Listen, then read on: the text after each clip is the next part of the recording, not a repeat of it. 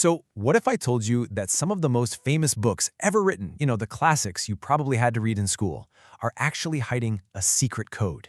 That just beneath the surface of these epic stories, there's this whole hidden tradition, a secret language of symbols designed to hide a truth so huge it had to be kept under wraps for centuries. All right, let's get into it. So our story actually starts on the Alchemy subreddit. A user posted this question that kicked off a whole debate about hidden alchemical meanings in world literature. And we're not talking about obscure books here, we're talking about the heavy hitters. Dante, Cervantes, and a really fascinating character, a guy named Francois Rabelais. And just that one question, really, it opens up this massive literary mystery. I mean, is it actually possible that these legendary authors were all part of some secret tradition? That they were tucking away hidden knowledge right inside their work for anyone who, knew what to look for?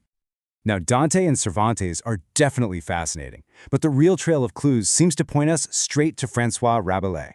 See, as that one Redditor mentioned, Rabelais was supposedly a master of the language of the birds, which is this really cool kind of alchemical slang, full of wordplay and symbols designed to hide their secrets. Some even said he was a known initiate. So yeah, let's follow that lead. Okay, so Rabelais didn't just, hint at his connection to alchemy. He totally embraced it. In fact, he called himself an abstractor of quintessence. Now, quintessence isn't just some fancy word. In alchemy, that's the good stuff. It's the fifth element, the spirit, the very life force of a thing. So right from the get-go, Rabelais is telling us, hey, my work is all about pulling out the hidden spirit from the everyday world. And to really get Rabelais, you have to get his style. His masterpiece, Gargantuan Pantagruel, it's just this chaotic explosion of satire, really grotesque humor, and these wild stories about giants. He's basically dissecting society, just like you see here, but his way of doing it is, well, it's anything but direct, which, when you think about it, makes it the perfect place to hide something right out in the open. I mean, look at this. This picture just sums it up perfectly. You've got these scenes with giants crying entire rivers of tears. It feels like total fantasy, right? But what if it's not just bizarre for the sake of being bizarre? What if all that absurdity is the code? A way you could talk about forbidden topics without the authorities catching on, but it would be crystal clear to other insiders. Okay, so how in the world do we crack this code? Well, the key, believe it or not, comes from a totally unexpected place. The English philosopher Sir Francis Bacon. Yeah, that Francis Bacon. A major figure of the scientific revolution. He seems like he's from a completely different planet than the wild and crazy Rabelais, but it turns out he might just be the Rosetta Stone we're looking for. See, Bacon wasn't just a scientist. He was also a huge proponent of secrecy. He wrote pretty openly about something called esoteric writing. It was basically a method of communicating to selected auditors, as he put it, people sharp enough to pierce the veil while keeping the real meaning hidden from everyone else. He was convinced that some knowledge was just too powerful for the general public. And here's where it all clicks together. In his most important work on the scientific method, the Novum Organum, Bacon goes way out of his way to make this really strange, super specific, and kind of complicated reference to, you guessed it, Rabelais. This isn't just a casual mention. It feels like a deliberate pointer, a breadcrumb he left for us to find. Okay, just look at these side by side. Bacon talks about prodigious births. Rabelais writes about people being born in very strange manners. Bacon mentions the prodigies of Livy. Rabelais tells his readers to go check out Pliny. Bacon talks about an unconquerable appetite for fable. Rabelais gives us a giant who drinks the milk of thousands of cows. I mean, come on. These parallels are way too specific to be an accident. Bacon is basically screaming at us, hey, if you want to understand this secret stuff, you have to read Rabelais. So Bacon just confirmed our theory. Rabelais is definitely hiding something big, and he's using the language of alchemy to do it. The question is, what is it? What's the secret at the very center of this centuries-old mystery? Now, really think about that for a second. You have some of the greatest minds in history going to these incredible lengths, building these massive, complex literary fortresses just to protect one idea. What on earth could be that important? Well, we can start by figuring out what it wasn't. The alchemists themselves left us a pretty big clue with this famous saying. They weren't literally trying to make gold to get rich.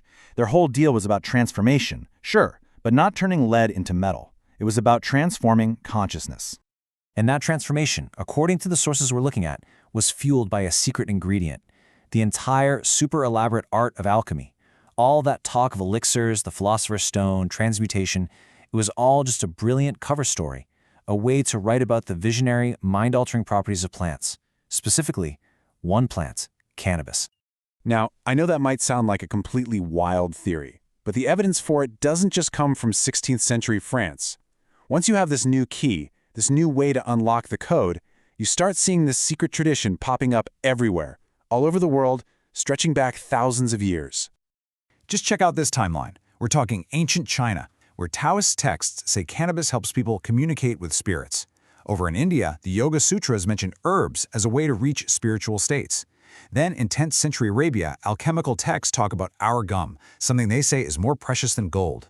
And fast forward to 17th century England, and you've got people describing hemp using straight-up alchemical language. The words change, the symbols are different, but the core idea is always the same, using special plants for spiritual insight. And this isn't just some vague symbolism either. These ancient Chinese texts are surprisingly direct about it. This one here describes cannabis, which they called mafen, as a tool to communicate with spirits. I mean, this is a foundational text of Chinese medicine, and it's openly talking about the exact same visionary properties that Western alchemy would later have to hide behind all those layers of secrecy. And here we go again. The connection is made totally explicit. This is a 12th century Arabic text, and it straight up calls hashish the thing that brings enlightenment. And just look at the words they're using. Elixir, gold. It's like they're taking the secret decoder ring of alchemy and showing you that it points directly to this plant. So if this theory really holds up, it does more than just change how we read a few old books. It pretty much forces us to rethink entire chunks of our own intellectual and spiritual history. So what does this really mean for how we see the past? Well, it means these alchemists and these authors, they weren't just a bunch of crackpots trying to get rich. They were explorers. They were psychonauts, mapping out the inner landscapes of the mind with tools that society made them hide. It suggests there's this whole other secret history of consciousness exploration running right alongside the official history of wars and kings and politics that we all learn in school. And that really brings us to the final thought here. If a secret this huge could be hidden away in some of the most famous books sitting on our shelves, disguised by the very weirdness we were all taught to just laugh at, well, it really makes you wonder, doesn't it? What else are we missing? What other secrets are out there just waiting for us, hidden in plain sight?